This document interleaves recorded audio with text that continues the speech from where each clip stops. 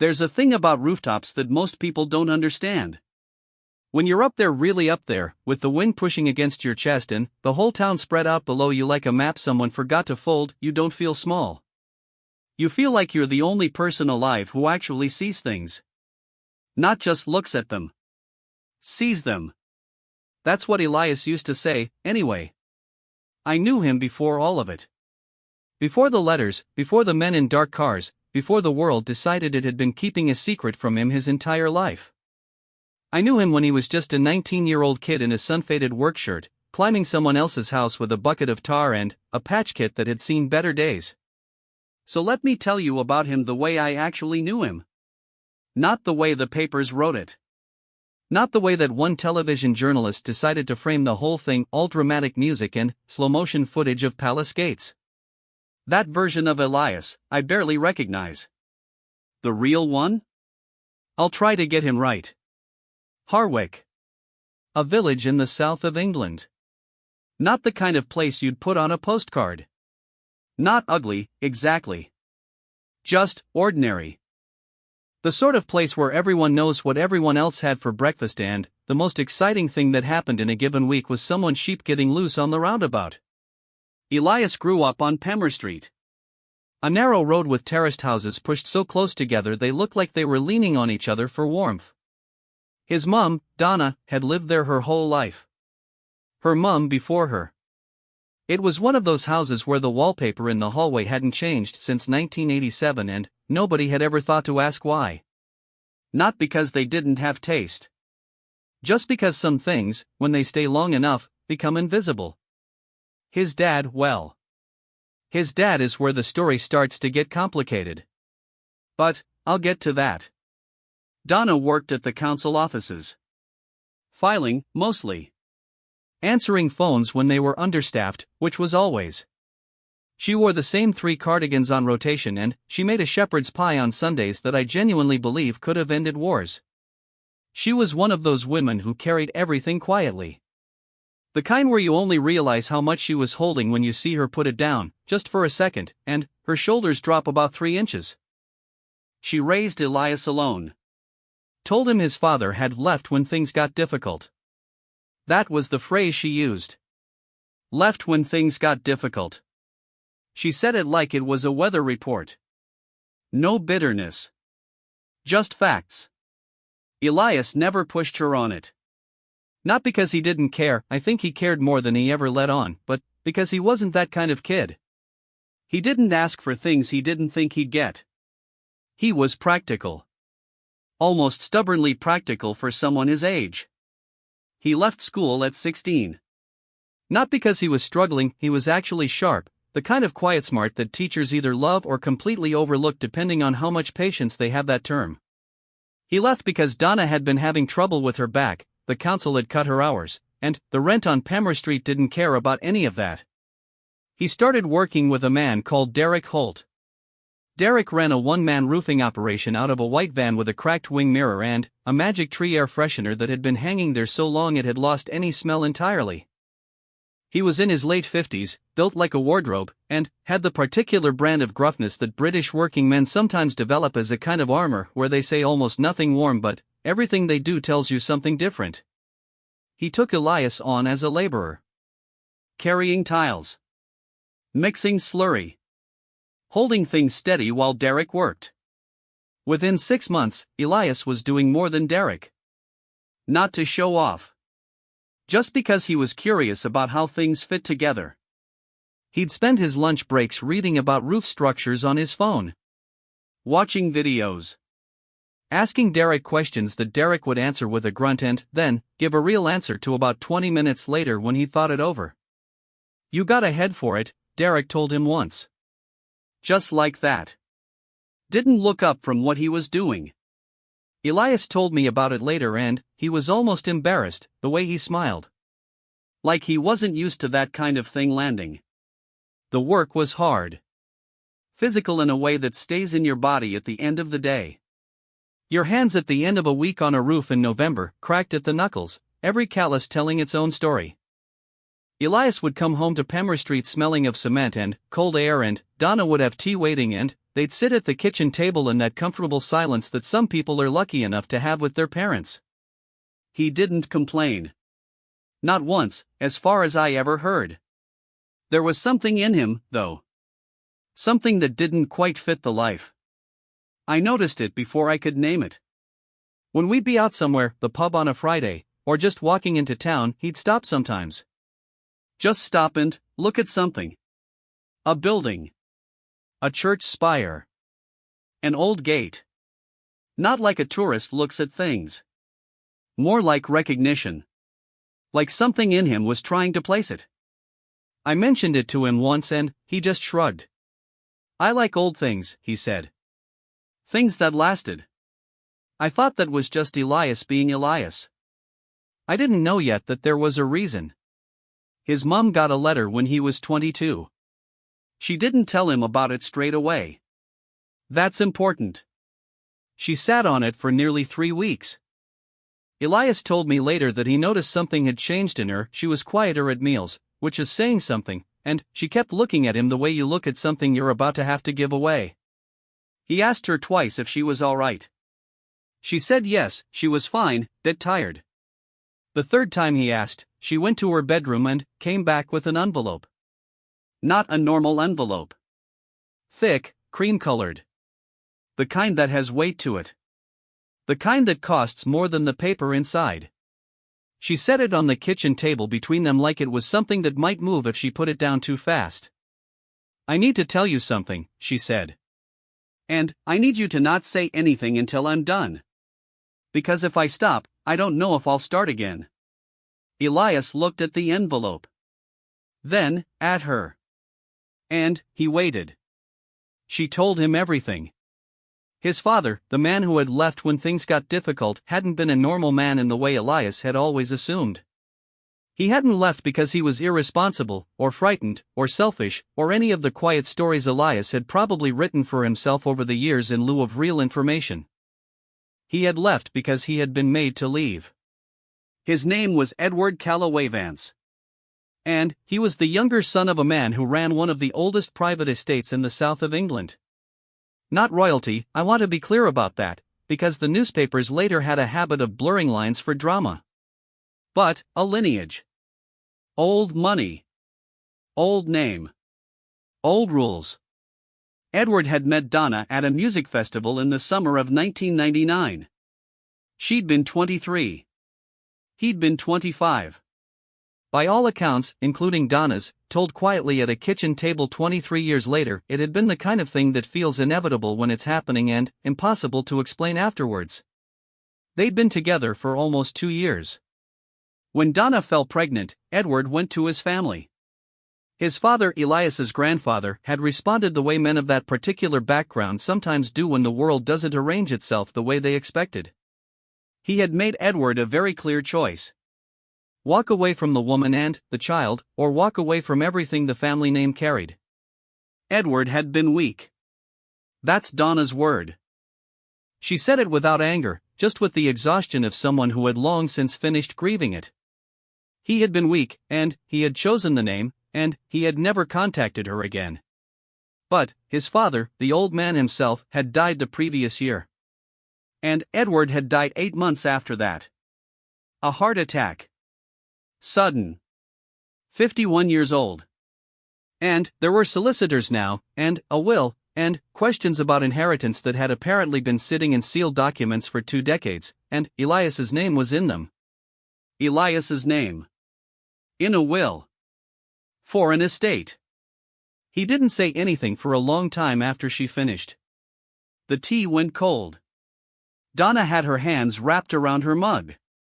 The kitchen was very quiet. Outside, someone's dog was barking at something in a garden. The fridge hummed. Finally, Elias said, "How big is the estate?" Donna almost laughed. Almost. I don't know exactly. I've never seen it. Have you spoken to these solicitors? Not yet. He looked at the envelope again. Okay, he said. Just that. Okay. She waited for more. I'm going to need to take a few days, he said quietly. To think. He got up, put his mug in the sink, and went upstairs. I spoke to him 2 days later. He rang me just after 7 in the morning, which was unusual. Elias didn't ring people early unless something was wrong. You free today? He said. We met at the bench near the old mill. The one that looks out over the water. Elias was already there when I arrived, sitting with his hands in his jacket pockets, watching the surface of the water like it owed him something. I sat next to him and waited. My mum told me something, he said eventually. And then, he told me all of it. I remember sitting there trying to find the right expression. Not too shocked, he didn't need that. Not too calm, that would have felt dismissive. I just listened. And, when he was done, I said, "How do you feel?" He thought about that for a moment. Like someone just handed me a map, he said, to a place I've never been. And told me I was born there. The solicitor's office was in London. Elias had never owned a suit. He borrowed one from his next-door neighbor, a retired postal worker named Graham who was roughly his build but 2 inches shorter, so the trousers sat slightly wrong and the jacket sleeves showed too much shirt cuff. He didn't ask me to tell him he looked fine. He looked in the mirror in the hallway at Palmer Street, adjusted the collar, and said, right then, that Donna offered to come. He said no. He needed to do this part on his own. I drove him to the train station. We didn't talk much. The morning was gray and, still, one of those November days where the sky can't decide between cloud and fog and settles on both. He had the envelope in his inside jacket pocket. I could see the slight rectangular outline of it against the fabric. You'll ring me, I said, when he got out of the car. Yeah. He leaned back through the window briefly. Don't tell anyone yet. Please. Obviously. He nodded. Turned. Walked toward the platform without looking back. He rang me at 4:30 that afternoon. I'd been watching my phone since noon, pretending to do other things. Still alive? I said. Barely. A pause. Wind noise on the line. He was outside somewhere. It's real, he said. All of it. I let that sit for a second. Okay, I said. There's a place called Callaway Hall. About 40 minutes outside of Winchester. It's been held in trust since the grandfather died. Apparently there were conditions built into the old man's will that nobody anticipated. Some of it's complicated. There are other family members who thought they were getting things they're now not getting, and there are about 17 legal documents I'm meant to sign or review and I understood approximately none of them, but the headline is. He stopped. Elias. The headline is that I'm being asked to take on the estate. All of it. The grounds, the tenancies, the hall itself, the whole thing. I sat down on my kitchen floor. I didn't plan to. My legs just made the decision. Right, I said. There's more, he said. But I need to say it in person. Not on the phone. He was home by 8 o'clock. We sat in Donna's kitchen again. The three of us. She made tea without being asked and, then, sat across the table and folded her hands and looked at her son with an expression I still don't have the right word for. It was somewhere between grief and relief and something older than both of those things. The more he'd mentioned on the phone was this: Callaway Hall had been in the family for over 300 years. The Callaway Vance line had connections, old, tangled, complicated connections, to several corners of what could loosely be called the English aristocracy. Not the royal family, as I said. But adjacent. The kind of adjacent that means certain people received certain invitations and sat in certain pews at certain events and were recognized in rooms where recognition meant something. The estate itself employed 14 people. Groundskeepers, a property manager, a woman named Mrs. Alderton who had apparently managed the household's administrative side for 20 years and who the solicitor had described as, and Elias quoted this directly, formidable but ultimately cooperative. There were tenant farmers on 2 sections of the land. A restored grain barn that had been operating as an events venue. A Victorian walled garden that had been rented out to a horticultural charity. And the hall itself, which Elias had not yet seen. "I looked it up on my phone," he said. "On the train home." He pulled out his phone and showed us. I leaned over Donna's shoulder to look. The photograph was taken on a clear day. The hall was pale stone, Cotswold limestone. I found out later, 3 stories, 12 windows across the front face, framed by copper beech trees that had been standing there longer than living memory. There was a gravel forecourt with a central fountain that wasn't running in the photograph. Iron gates at the end of a long straight drive. Donna looked at the picture for a long time. Then, she said, very quietly, "I've walked past those gates. Once. When you were 3. I don't know why. I just needed to see it." Elias looked at her. "I didn't go in," she said. "Obviously." He took her hand across the table. Neither of them said anything. There is a particular kind of courage that doesn't announce itself. It doesn't come in a flash. Doesn't look like anything from the outside. It just means that the next morning, a person wakes up and decides to keep going toward the thing that frightens them, even though every familiar instinct is pulling them the other direction. Elias had that kind.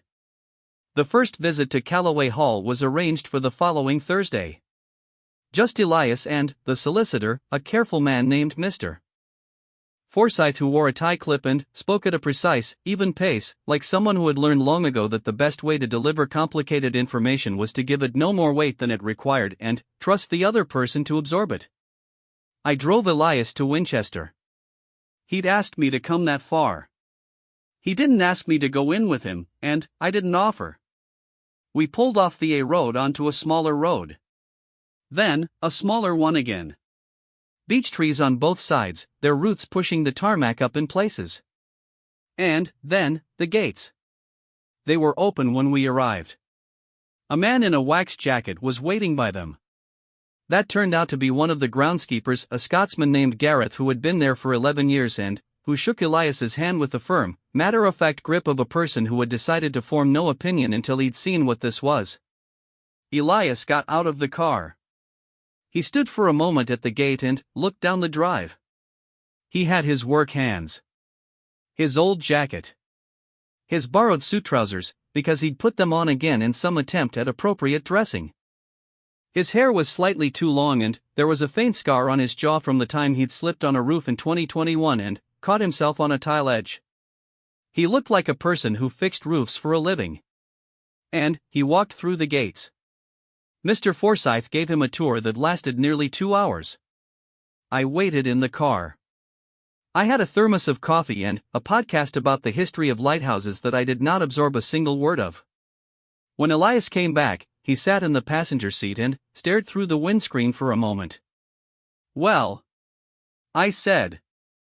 He exhaled. Long and slow. "It's a lot," he said. "Yeah. Some of the roof needs work," he said. I looked at him. "You went around a centuries-old estate and your first comment is about the roof." He almost smiled. "Second left section. Missing ridge tiles, possible sarking felt issue underneath. I could see it from the garden." I laughed. I couldn't help it. He laughed too, for just a second. And then, his face went quiet again. "It's enormous," he said. "And, it's beautiful. I didn't expect it to be like that. I thought I'd feel like a trespasser. Walking through someone else's house." He paused. But, I didn't. It felt, I don't know how to explain this. It just felt familiar. Which is strange, because I've never been there before. He looked out the window. The gates were visible in the wing mirror. "Some things, when they stay long enough, become invisible," he said quietly. It took me a second to realize he was echoing what I'd thought about Donna's wallpaper years ago. Except he was using it to mean something different. Something about himself. He didn't decide overnight. I want to be clear about that, because the way it was told later, in the interview he eventually gave, in the piece that ran in 2 national papers, it was compressed into something that felt simpler than it was. Young man discovers heritage. Young man steps up. That's the narrative. And, it's not wrong, exactly, but it leaves out all the weeks in between. The weeks when he went back to work with Derek, because he had jobs to finish and he wasn't the kind of person who left things unfinished. The weeks when he sat in Derek's van eating his lunch and not saying anything, and Derek, who understood more than he ever acknowledged, didn't ask. The weeks when he and Donna had long quiet conversations at the kitchen table, sometimes not even about the hall specifically, just about his father, about the life she'd built, about what she wanted for him and what that had always looked like versus what this now looked like. He told me once, in that period, that the hardest part wasn't the scale of the decision. It's the story it tells about my life, he said. If I do this, if I accept it, then everything I've been has to make sense as the beginning of something.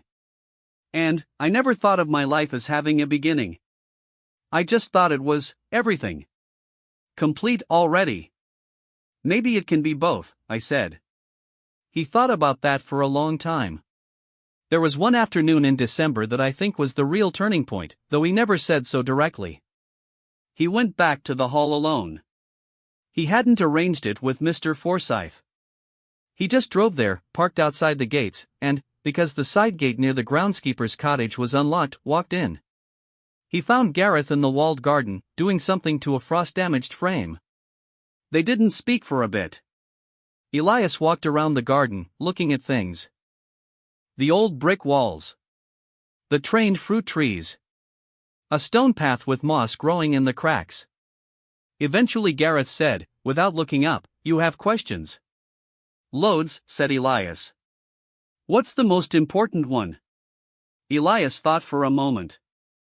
"Do the people who work here, do they want this? Someone like me, coming in?" Gareth finally looked up.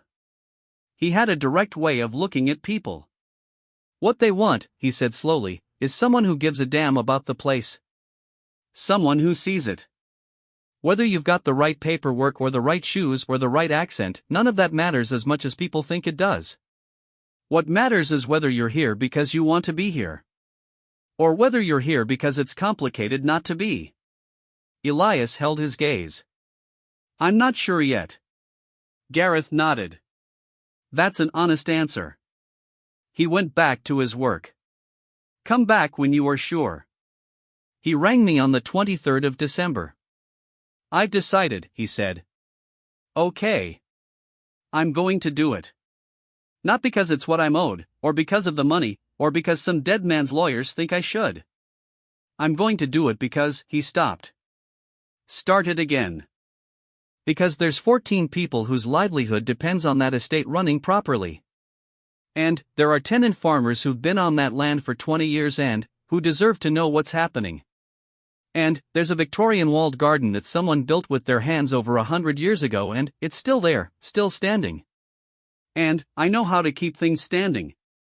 I didn't say anything for a second. "And," he added, quieter, "because Gareth told me to come back when I was sure. And I want to prove I'm capable of being sure." I smiled into the phone. "Tell your mum," I said. "Tell her first." "Already have," he said. She cried. "Good kind or bad kind?" "The good kind," he said. "Definitely the good kind." The day Elias formally took possession of Callaway Hall, it rained. Not dramatically. Not the kind of cinematic downpour that the story might have deserved. Just the gray, persistent English drizzle that doesn't announce itself, it simply arrives and stays, like an old relative who doesn't know when to leave.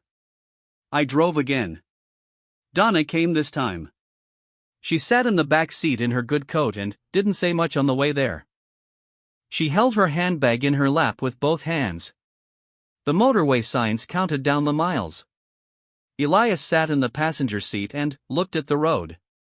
"At some point outside of Basingstoke," he said, "what if I'm terrible at it?" I kept my eyes on the road. "At what specifically?" "All of it. Running something. Being in charge. Talking to people who expect me to sound a certain way. I swear, Forsyth mentioned a hunt committee the other day and I genuinely didn't know if I was supposed to say yes or no to being involved. What did you say? I said I'd think about it. That's what people in charge say. I said it because I genuinely had no idea what they were asking. Donna said from the back, quietly, "You'll learn." We both looked back at her briefly in the mirror. "You'll learn," she said again. "You always do." Callaway Hall. January. A Thursday morning. The gates were open again. This time there were more people on the drive. Gareth. Mrs. Alderton, who turned out to be exactly as formidable as advertised, a woman in her early 60s with silver haircut close in, eyes that had clearly seen enough nonsense in her life to have become permanently immune to it. Two of the groundskeeping staff stood to one side. A tenant farmer called Arthur Breen, who had driven in from his section of the land, hat in hand, not because he'd been told to come but because he'd decided he wanted to. Mr. Forsyth had a briefcase. Of course he did. Elias got out of the car. The drizzle had softened to almost nothing by now. The copper beech trees at the front of the hall were bare, their branches like dark ink lines against the pale stone. He shook hands. He was introduced. He handled the formality of it without trying to perform anything, no grand gestures, no prepared speech. He just shook hands the way he always did, like a man who'd spent years working alongside people and understood that the handshake was the whole introduction. Mrs. Alderton looked at him for a long moment when they met. The kind of look that takes inventory. Then, she said, "I've prepared a briefing file for your first week. There are 17 outstanding items that need decisions." "Okay," said Elias. "I'll walk you through them this afternoon." "That'd be helpful." "Thank you." She gave a very small nod. Something shifted in her expression, barely, but it was there. He'd said thank you to her. Not great, not perfect, not the kind of managed corporate warmth that she'd probably been half bracing for. Just thank you, like a normal person would. Later she told him, months later, when they found a working rhythm, that was the moment she'd decided things might be all right. The signing took place in what had been the estate's library. Tall shelves, the smell of old paper, a fireplace that wasn't lit but should have been. A long table with chairs that were too ceremonial for the conversation happening around them. Elias signed his name where he was shown to sign it. When it was done, he looked up. Through the tall sash window across the library, the front garden was just visible. The gravel drive. One of the copper beeches. A section of the roofline above. I was watching him. I saw the moment he saw it. The roof. The left section. Just as he'd noted from the garden, that first day, the ridge tiles were clearly off, and, if you knew what you were looking for, you could see the subtle tell of damp that meant the felt underneath had probably gone. It wasn't an emergency. But it would be, come spring. He excused himself for a moment. Stood up from the table. He walked to the window and looked more carefully. He tilted his head slightly. He was calculating something: spans, materials, access, the particular grade of the pitch. I watched him do it without thinking, without performance, just the unconscious assessment of a person who has understood roofs for years. Forsyth glanced at me, slightly puzzled. "He's looking at the roof," I said. Forsyth looked at the roof. "Is something wrong with it?" "Yes," I said. "But, don't worry. He'll sort it." He moved into the hall in stages. That's the only way to describe it. He didn't arrive with a moving van and install himself overnight. He kept Palmer Street, Donna's house, as what he called his anchor point for the first few months. He'd come to the hall 3 or 4 days a week. Getting to know the place.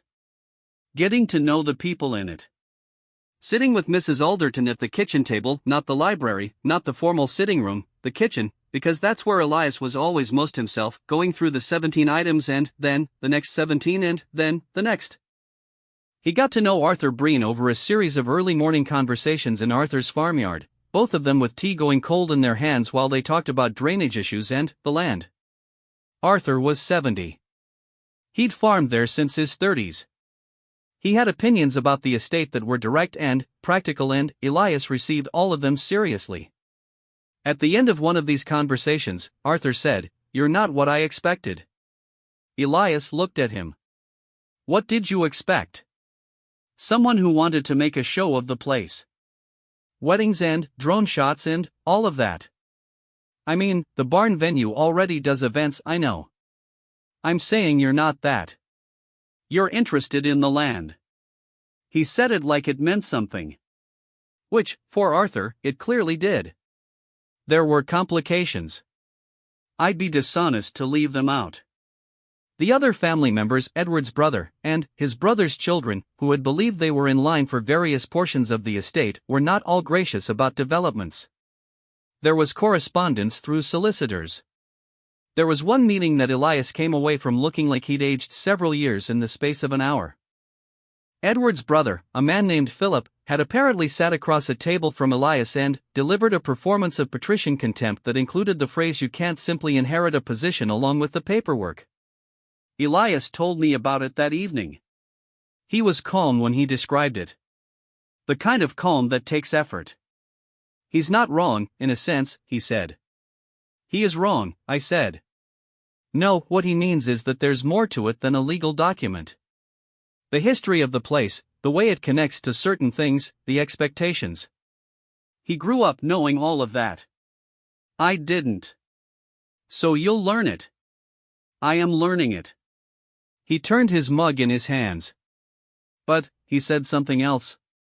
He said my father was a coward and I was the evidence of it. That the estate had gone to someone who grew up with nothing, not by choice or merit or preparation, just because of a document. I waited. "And I thought about that," Elias said. "For a while." He looked up. "And then, I thought, I have spent 6 years on other people's rooftops, in all weathers, keeping things standing that would have fallen down otherwise. I know what it takes to maintain something. I know what neglect looks like and I know what care looks like. That's not nothing. That's not nothing." He said the last two words with a quiet force that I'd never quite heard from him before. He wasn't angry. He was certain. And that, I think, was the real inheritance. Not the hall, not the land, not the legal paperwork. The certainty. The roof was fixed in March. He organized it himself. Called in Derek. Yes, that Derek. The man with the white van and the cracked wing mirror and the magic tree air freshener that had no smell left. Elias rang him up on a Wednesday evening and said, "I've got a job. Ridge tiles and possible felt issue. Probably 2 days' work, maybe 3. Good pay." "Where is it?" said Derek. Elias told him. There was a pause. "That big house outside Winchester?" "Yes." Another pause. "Is this a wind-up?" "No." "Right then. I'll bring the van." The day Derek arrived, Gareth watched from the yard with an expression of mild bewilderment as a white transit van with a cracked wing mirror came up the gravel drive. Elias went out to meet it. Derek got out, looked up at the hall, walked a slow half-circle with his hands in his jacket pockets, and then looked at Elias. "You live here now," he said. It wasn't a question. "Working on it," said Elias. Derek looked at the roof. "Left section's knackered," he said immediately. "I know. You'll want to check the valley flashing while we're up there." I was going to say the same thing. Derek nodded slowly. "Then, you'll want your kit." "Already got it," said Elias. They both went up the ladder. I was there that day. I know that image sounds almost too deliberate, like something from a film, and I understand why. The young man who inherited the great estate, in his work clothes, on the roof of his ancestral home alongside the man who taught him the trade. I know how it sounds. But it was real, and it was nothing like a film.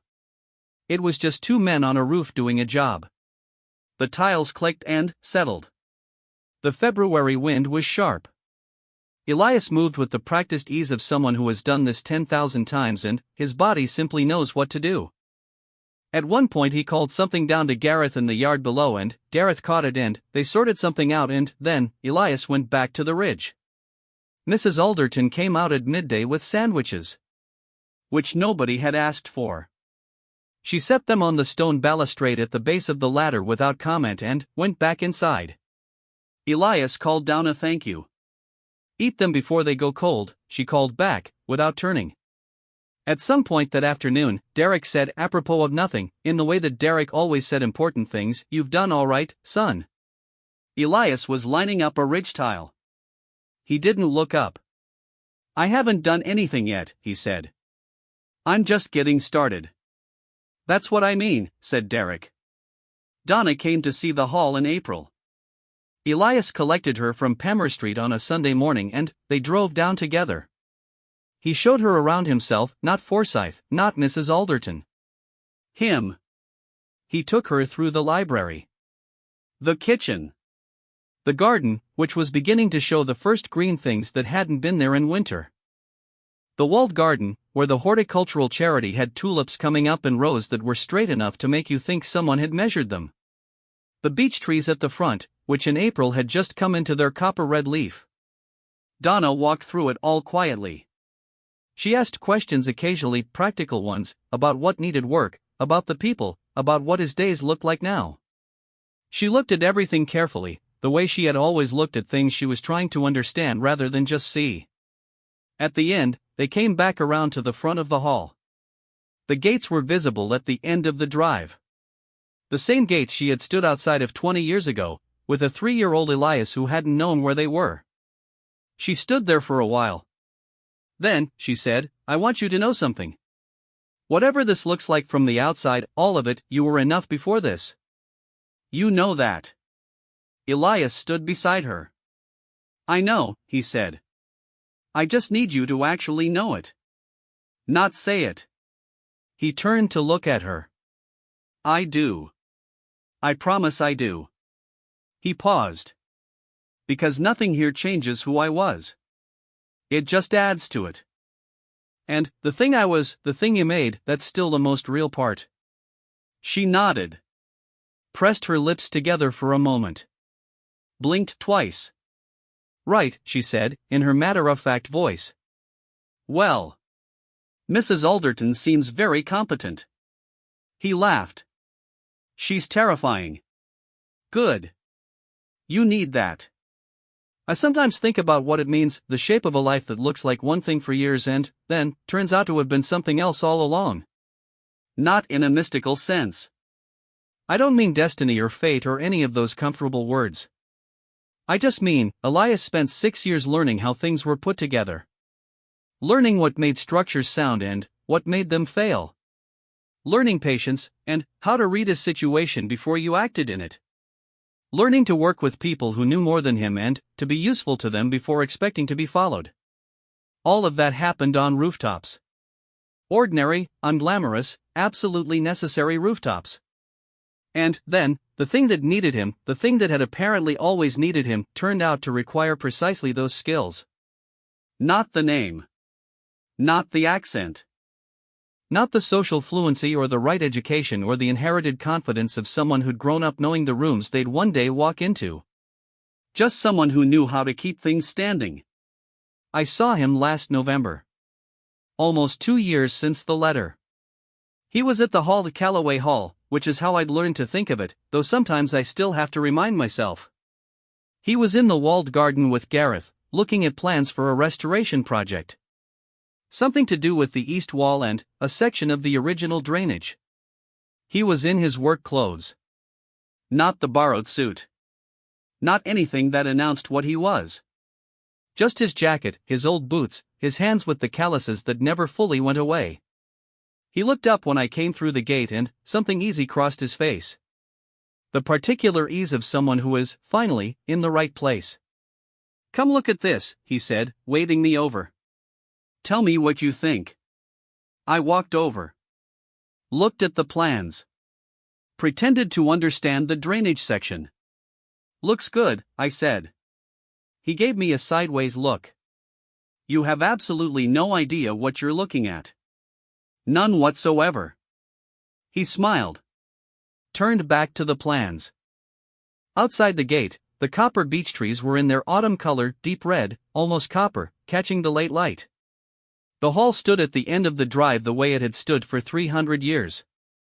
Sound. Particular. Present.